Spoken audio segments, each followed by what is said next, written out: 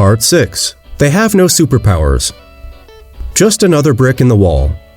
Most people presume that the uber-successful got that way because they possess some special ability, talent, or advantage. This is not always the case. A surprisingly large percentage of uber-successful people are not super intelligent, well-educated, or particularly talented at anything. In fact, they are perfectly ordinary people, in all respects, other than their success. Let's consider some of the characteristics we might associate with success. Physical prowess.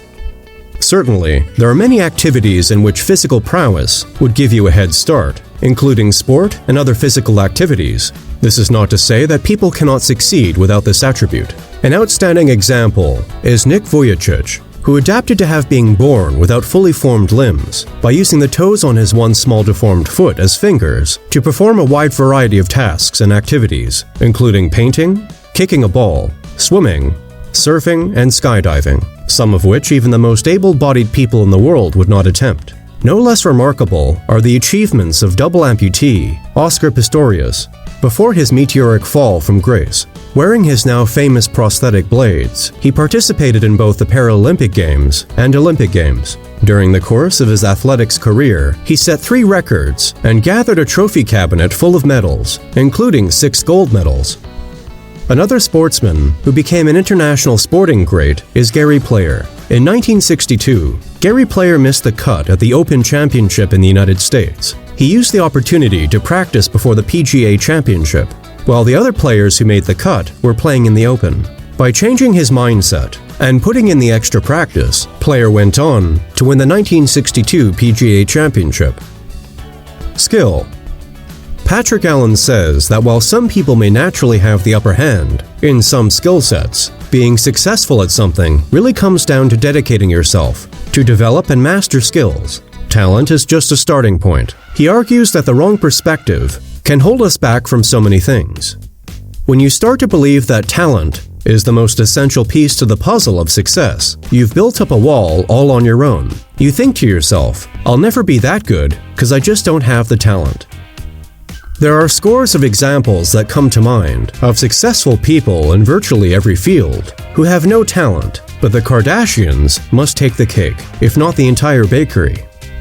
Many people don't achieve greatness not because of lack of talent or because they're not working hard, but by limiting beliefs that they have. Manji Shikomba. Physical appearance. It is easy in our culture to assume one needs the looks of a film star to succeed. Even in the film industry, this is not the case. Obviously, what is attractive is a matter of personal taste. Super intelligent. Intelligence is neither a prerequisite nor a guarantee of success in most areas of life. At least not school smarts. I'm sure we can all think of examples of people who have succeeded, although many are not very bright, so I need not name any. There are also people who are labeled as stupid because they did not conform to the conventions of intelligence. Business mogul Richard Branson's teachers thought he was stupid, lazy, or both. Actually, he had dyslexia. And inventor Thomas Edison's teachers told him he was too stupid to learn anything. I can only agree with rock band Pink Floyd's lyrics, "Teachers, leave them kids alone." Another famous inventor, Nikola Tesla, is an example of someone who was brilliant but ended up bankrupt.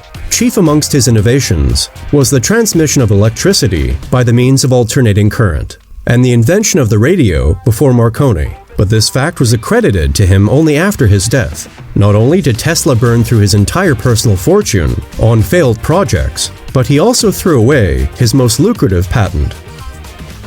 Good education. Apparently in London, in order to get a decent job, one now needs a second university degree. This is borne out by statistics. The uber-successful, however, are not held back by a lack of formal education. Mention has been made already in this series of both Bill Gates and Richard Branson dropping out of Harvard University and school respectively. They are not alone in the pantheon of the uber-successful. Research firm WealthX found in 2016 that nearly a third of the world's billionaires didn't even have a bachelor's degree. To name but a few who fall into this group are Larry Ellison, executive chairman of Oracle Corp., Ted Turner of Turner Broadcasting Company, owner of cable news network CNN, and former Apple CEO Steve Jobs. Privileged background. An assumption that ordinary people often make about the uber-successful is that they were to the manner born. In other words, born into an advantaged environment or family. On the contrary, poverty is often what spurs people on to success. Take the queen of daytime talk show hosts, Oprah Winfrey, for instance. She is now ranked the richest African American. In reaching these heights, she has come a long way from her origins as the child of an unmarried teenage mother who worked as a housemaid. Oprah grew up in rural poverty, living with her maternal grandmother, and was so poor that she had to wear dresses made of potato sacks. We create success or failure on the course primarily by our thoughts. Gary Player.